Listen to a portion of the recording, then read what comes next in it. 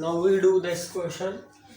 If the greatest possible resultant of two forces P and Q acting at a point is n times the least, then the angle between them when their resultant is half of their sum is given to be this. तो हमें दो forces लेनी है. सबसे पहले let P and Q be given forces with magnitude. किसी की तो बड़ी होगी तो हम सपोज कर लेते हैं magnitude of P is greater than Q. और हमें मालूम है कि greatest resultant of to forces P and Q is P plus Q and the least resultant is P minus Q. So what is given condition? That greatest resultant of two forces P and Q is n times the least. तो जो greatest forces है force है resultant की वो n times the least resultant, ये हमें condition दी हुई है. तो from here we can calculate np minus nq and P की टर्म्स इधर इकट्ठी कर ली तो सॉल्व करेंगे तो P की वैल्यू आ जाएगी हमारे पास n+1 ओवर n-1 Q. तो नेक्स्ट है कि R रिजल्टेंट ले लेते हैं हम P एंड Q की. तो एक और कंडीशन दी है, हमने फाइंड करना है एंगल बिटवीन द फोर्सेस. हमने angle between the forces find करना है. जैसे ये फोर्सेस है हमारे पास P एंड Q, हमने एंगल फाइंड करना है. तो कंडीशन क्या है? When their resultant is half of their sum. So when their resultant are, हमने रिजल्टेंट ले ली P की, तो अब इनकी मैग्नीट्यूड्स ले ली. आर इसकी मैग्नीट्यूड, इसकी मैग्नीट्यूड, ये इसकी मैग्नीट्यूड. तो R is half of their sum of magnitudes. तो इस यहाँ पर P की वैल्यू पुट कर देंगे तो सॉल्व करेंगे. यहाँ R की वैल्यू आ जाएगी n ओवर n-Q. तो ये सॉल्व करने के बाद हमने R की वैल्यू फाइंड कर ली n over n-Q. Let alpha be the angle between the forces P and Q. तो ये रिजल्ट हमें जानते हैं कि resultant of the two forces P and Q acting at an alpha is found from this result. तो R square is equal to this result. तो इस result में हमने R की वैल्यू यहाँ से पुट कर देनी है, P की वैल्यू यहाँ से पुट कर देनी है, Q एज इट इज रहेगा. तो इसको अब जब सॉल्व करेंगे तो ये Q स्क्वायर ये कॉमन आ जाएगा, वो कैंसिल हो जाएगा. तो इसको सॉल्व करने के बाद हमारे पास कोस अल्फा की वैल्यू ये आ जाएगी. यहाँ से हम अल्फा की वैल्यू फाइंड कर सकते हैं. Cos inverse minus n square plus 2 over 2n square minus 1. This we want to find the angle between the forces. Next we have the question if two forces of magnitude P and Q.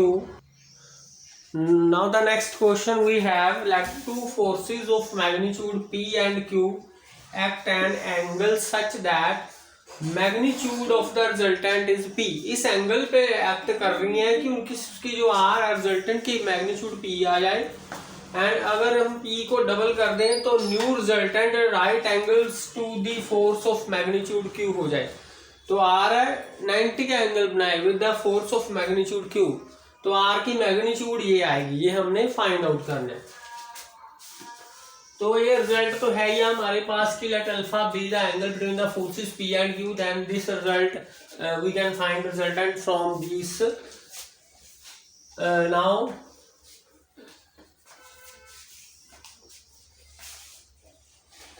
let the force Q represented by this and this force P, these are two given forces making an angle alpha, and let resultant makes let P be the resultant of the forces P and Q. This is given. two forces हैं P Q act at an angle, वो हमने alpha ले लिया दोनों में angle, और उनकी magnitude है रिजल्टेंट की, जो रिजल्टेंट है इन दोनों की उसको मैग्नीट्यूड हमने P ले लिया. तो देयरफॉर इसमें वैल्यूज पुट कर देंगे. जो R है वो P है पी स्क्वायर, पी को पी रहने देना है, क्यू ये पी क्यू फोर्सेज है, इनको एज इट इज ही रहने देना हमने। 2pq cos अल्फा, जो alpha angle between the forces है। यहां से हम पी, ये पी कैंसिल हो जाएंगे, तो we have Q square plus 2pq cos alpha is equal to 0। So Q common आ जाएगा, this is Q plus 2p cos alpha is equal to 0. From here we have cos alpha is equal to minus q over 2p, इसको number 1 दे देंगे। Next जो condition दी है उन्होंने, if p be doubled, अगर हम p को double कर देते हैं तो जो न्यू रिजल्टेंट है q मैग्नीट्यूड की फोर्स के साथ 90 का एंगल बनाती है। नाउ अब फोर्सेस क्या बन जाएगी, क्यू तो क्यू ही रहेगी, हमने पी को डबल करना है, जो ये फोर्स है ये 2p की बन जाएगी। तो इसमें ये क्यू फोर्स है, ये फोर्स बन गई 2p मैग्नीट्यूड की, तो रिजल्टेंट तो यही रहेगी p, ठीक है। तो रिजल्टेंट सपोज कर लो कि p है ही है, इसकी रिजल्टेंट अब हम p नहीं लेंगे, क्योंकि पहले p ली थी जब फोर्सेस थी p q, क्योंकि अब फोर्सेस बन गई q एंड 2p, तो हम रिजल्टेंट ले लेंगे इसकी r dash, let r dash be the resultant and making an angle theta with q, ये q के साथ थीटा एंगल बना रही है। तो हमारे पास क्या रिजल्ट है, cos theta is equal to q plus 2p cos alpha over R dash. जो हमारे पास रिजल्ट था cos theta is equal to p plus q cos alpha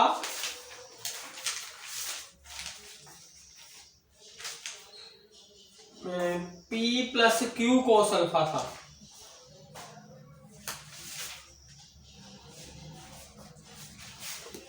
जो रिजल्ट था हमारे पास, तो जो हमारे पास रिजल्ट है ये वाला cos theta is equal to p plus q cos alpha over r, तो था कि जब p q फोर्सेज हैं अल्फा एंगल बना रही हैं और उनकी जो रिजल्टेंट है वो p के साथ थीटा एंगल बना रही है, तो क्योंकि वो अब हमने इनको इंटरचेंज कर देना है, जो p के प्लेस पे हमने q लिखा है तो यहाँ पे q कर देना है, और Q के प्लेस पे, ये Q के प्लेस पे हमने लिखा है 2p, तो Q के प्लेस पे हमने लिख देना है 2p। बाकी अल्फा तो दोनों में एंगल है ही है, ठीक है। और ये है हमारी रिजल्टेंट R डैश, तो थीटा एंगल बना रही है रिजल्टेंट विद Q, तो वो तो है, ये सारा रिजल्ट वही वाला हमने यूज कर लिया। तो नेक्स्ट है कि कोस अल्फा की वैल्यू हमने फाइंड की है, ये वाली इसमें पुट कर देनी है value, q plus 2p minus q over 2p r dash, तो ये बन जाएगा हमारे पास 0। इसका मतलब कोस थीटा की वैल्यू कितनी आ गई, 0 आ गई। अगर तो फिर इसका मतलब है थीटा क्या हो गया, 90 डिग्री। तो इसका मतलब जो आर डैश है, जो रिजल्टेंट है क्यू के साथ कितना एंगल बना रही है, 90 डिग्री का एंगल बना रही है, ठीक है।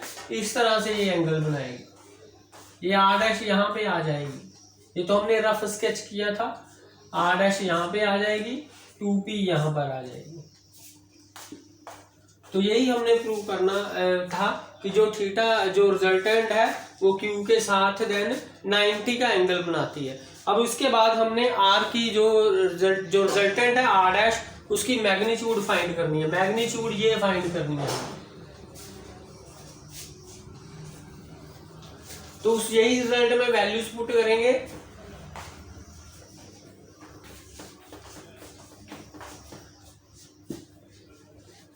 Are dash square is equal to P, P की प्लेस पे हमने क्या लिखना है, 2p, 2p स्क्वायर, q के प्लेस में q ही रहने देना है, p का बन जाना 2p और q का q ही रहने देना है, और cos alpha as it is. तो कोस अल्फा की वैल्यू अभी हमने फाइंड की थी -q ओवर 2p, ये वैल्यू वहां पे पुट कर देंगे 4p square q square 4pq minus q over 2p। तो इसको सॉल्व किया हमने 4p square plus q square and minus q square minus 2q square, तो ये बन जाएगा 4p square minus q square.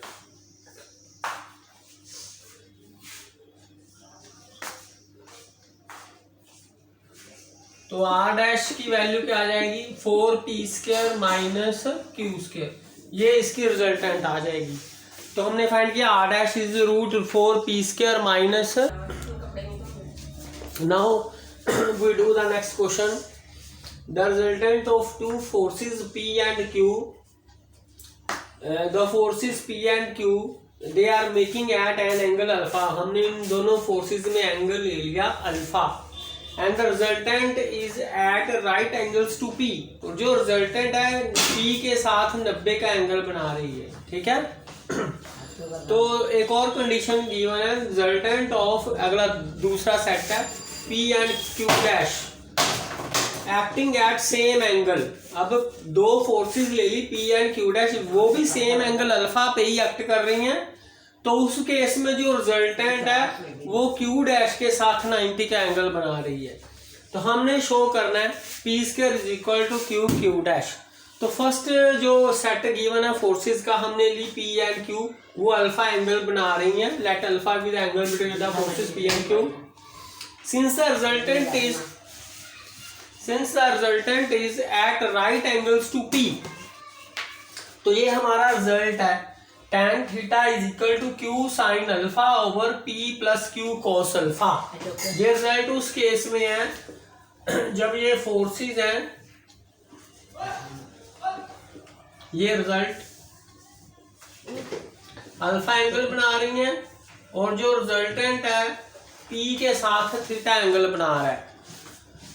तो रिजल्टेंट P के साथ एंगल बना रहा है तो tan थीटा, बाकी जो Q साइन अल्फा है, alpha is the angle between the forces and P plus Q cos alpha, ये रिजल्ट है। तो ये रिजल्ट हम यूज करेंगे कि जो अब रिजल्टेंट है P के साथ 90 का एंगल बना रही है, इसका मतलब थीटा की वैल्यू 90 पुट कर देंगे, बाकी सारा कुछ सेम रहेगा क्योंकि एंगल अल्फा ही है दोनों में।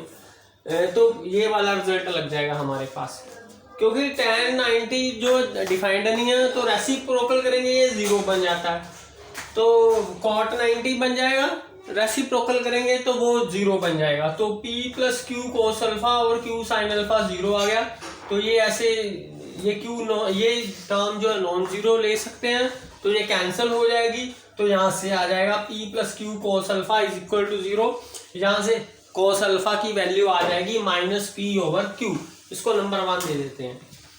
अब दूसरा सेट लेते हैं P एंड Q डैश का। इन दोनों की फोर्सेस की रिजल्टेंट किसके साथ 90 का एंगल बना रही है? Q डैश के साथ। तो रिजल्ट यही लगेगा, पर अब जो थीटा एंगल है R इस P के साथ नहीं बना रही, Q के साथ बना रही है। तो इसमें जहां पर Q लिखा है वहां पे P लिख देंगे, रिजल्ट यही वाला लेंगे। तो ये tan 90 आ गया, थीटा 90 हो गया, Q डैश के साथ एंगल बना रही है, ये है हमारा Q डैश। ठीक है, तो अब R जो इनकी रिजल्टेंट है इसके साथ 90 का एंगल बना रही है, और इन दोनों फोर्सेस के बीच एंगल है अल्फा। तो इंटरचेंज करेंगे Q और P को, जहां पर Q है वहां पे P लिख देना। अल्फा तो उन दोनों फोर्सेस में एंगल है ही, बाकी जहां पर P इंटरचेंज कर देना, P की जगह पे आ जाएगा Q डैश और Q की जगह पे आ जाएगा P, बाकी cos alpha as it is रहेगा। फिर वही करेंगे, इसको cot 90 बना देंगे, इसको रेसिप्रोकल कर देंगे। Q dash P cos alpha over P sine alpha is equal to 0। cot 90 क्या बन जाएगा? 0 बन जाएगा। तो यहां से ये नॉन जीरो लेके कैंसिल हो जाएगा, यहां से वैल्यू आ जाएगी Q dash plus P cos alpha is equal to 0। यहाँ से कोस अल्फा की वैल्यू आ जाएगी minus Q dash by P. तो from first and second cos alpha, ये भी कोस अल्फा, दोनों बराबर है, इसको इसके बराबर पुट कर देते हैं। Therefore from first and second